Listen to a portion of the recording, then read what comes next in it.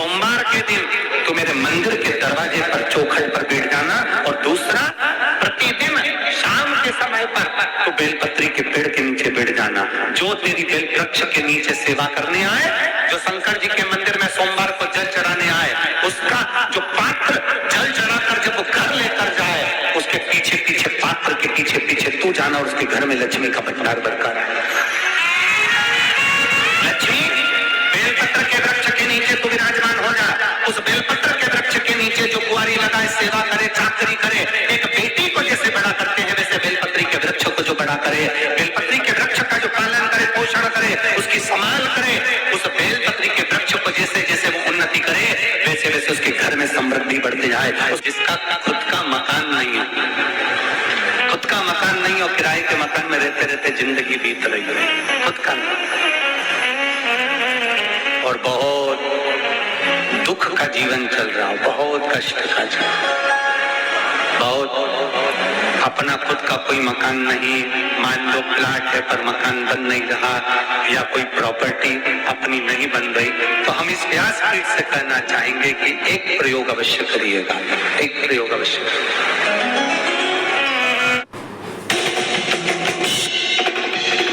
I miss drumming, yeah.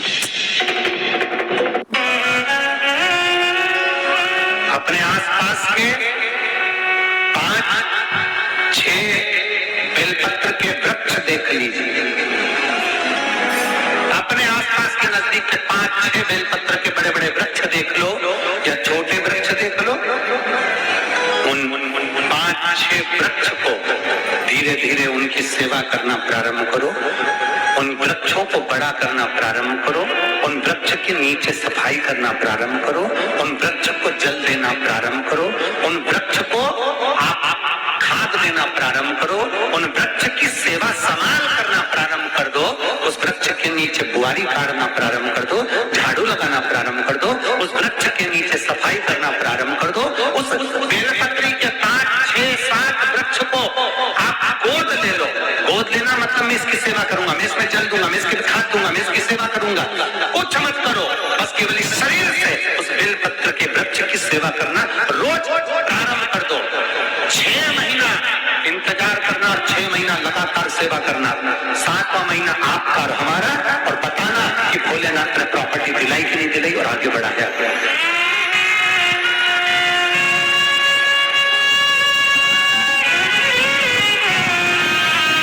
एक बेलपत्र का वृक्ष जिसके नीचे माता लक्ष्मी विराजमान होती है, एक बेलपत्र के वृक्ष के नीचे लक्ष्मी रहती है। दुनिया के लोग कहते हैं लक्ष्मी जी का दिन कौन सा है, बोलो जम के जल्दी से। शुक्रवार।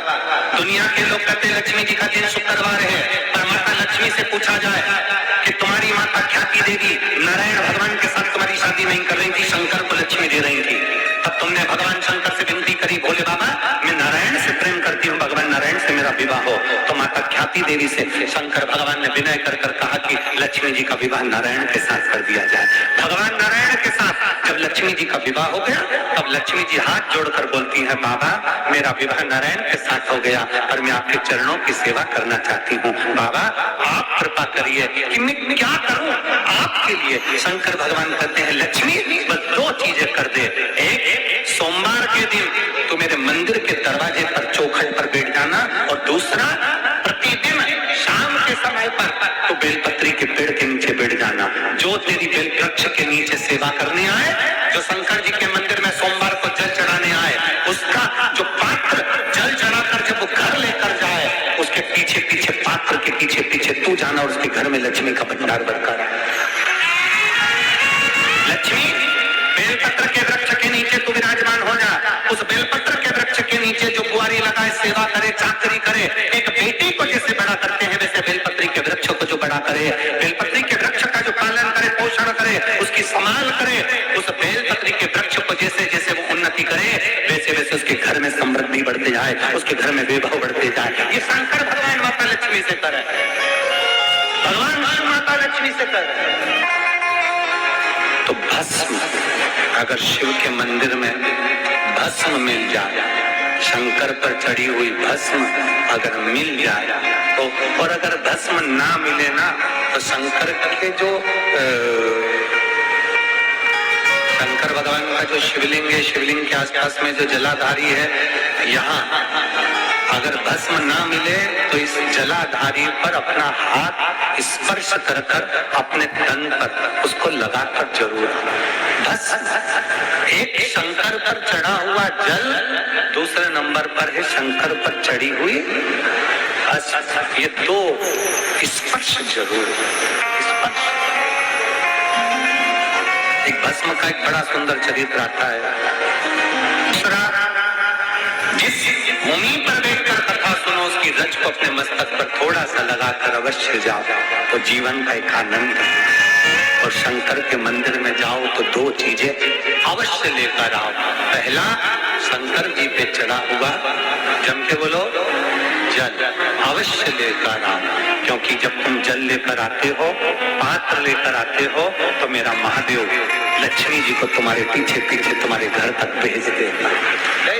चढ़ी हुई बेलपत्र मत खाओ, लोग कहेंगे शंकर पर चढ़ा हुआ ये मत खाओ। हम इस व्यासपीठ से निवेदन करना चाहेंगे कि आप अगर दिल रखकर अपने बाबा से कहोगे ना, तो बाबा पर चढ़ा हुआ जो जल है ना, वो जल साधारण नहीं रहता। मेरा भोलेनाथ जब दुनिया को अमृत देता है तो तुमको भी अमृत दे देता है। दो चीजें कभी मत छोड़ो। अगर मंदिर में गए हो तो दो चीजें कभी मत छोड़ो। कथा में गए हो तो दो चीजें कभी मत छोड़ो। एक कथा श्रवण करना, दूसरा जहाँ कथा बैठकर सुनते हैं वहाँ की रज को अपने मस्तक पर लगाना। ড্রাই পিৎজা চিবোতে থাকলে সেলিব্রেট করবে কি করে? Why not Pizza Hut? Pizza Hut এর নতুন juicy delicious pizza, toppings marinated in rich Indian sauces, 100% mozzarella. Buy one medium pizza and get 2 sides free and Pepsi free. आप प्रदेश में और आपके पैसे कम पड़ गए? अरे बैंक तो आपके फोन में ही है, बस आई मोबाइल ऐप से खोलिए, अपने मस्तक पर लगाना। कथा सुनने के बाद आप यहाँ से जाओ, भले दरी बिछी है, आसन बिछा है, कारपेट बिछा है, उस पर अपना हाथ फेर कर उस रज को अपने मस्तक पर जरूर लगाओ, क्योंकि शिव पुराण में, भागवत पुराण में, स्कंद पुराण में, कुर्म पुराण में, नर्मदा पुराण में, लिंग पुराण में, नारद पुराण में, ब्रह्म वैवर्त पुराण में, जितनी भी पुराणे हैं सब पुराणों में लिखा है कि जिस स्थान पर बैठकर हम भगवान की कथा को सुनते हैं, उनको याद करते हैं, जितनी देर हम उनको याद करते हैं उतनी देर वो परमात्मा उस स्थान पर बैठा हुआ रहता है। हाथ रखकर बोलना, शंकर भगवान से तुम्हारा रिश्ता कौन सा है? शिव जी से आपका कौन सा रिश्ता?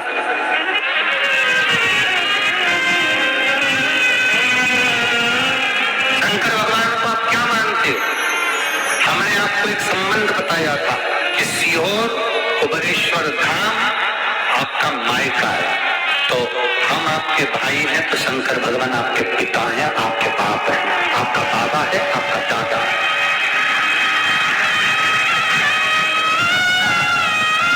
अब आपसे हम प्रश्न करें, उत्तर मेरी कुरूत की बहनें भी देंगी और मेरे जीजा उन भी देंगे और मेरी बेटियां और मेरे बेटे देंगे। आपसे प्रश्न करें, अगर बेटी को दुख होगा तो क्या वो अपने बाप से नहीं कहेगी? बोलो तो जम के। बेटी को तकलीफ है वो अपने बाप से ना कहेगी। बेटे को तकलीफ है तो अपने पिता से, अपनी माँ से नहीं कहेगा, मम्मी मुझे ये तकलीफ है, पापा मुझे ये दुख है, माँ मुझे ये तकलीफ है, पिताजी मुझे ये कष्ट है। क्या वो अपने माँ बाप से नहीं करेंगे? क्या वो अपने माँ बाप से विनय नहीं करेंगे? और माँ, पिता, फिर उसके करीब में, उसके नजदीक में जो भी होता है वो माँ बाप निकाल कर उसको दे देते हैं, माता पिता उसको दे देते हैं। माता लोग कहते हैं कि शंकर जी पे चढ़ा हुआ जल मत पियो, लोग कह देते हैं शंकर जी पे चढ़ी हुई बेलपत्र मत खाओ।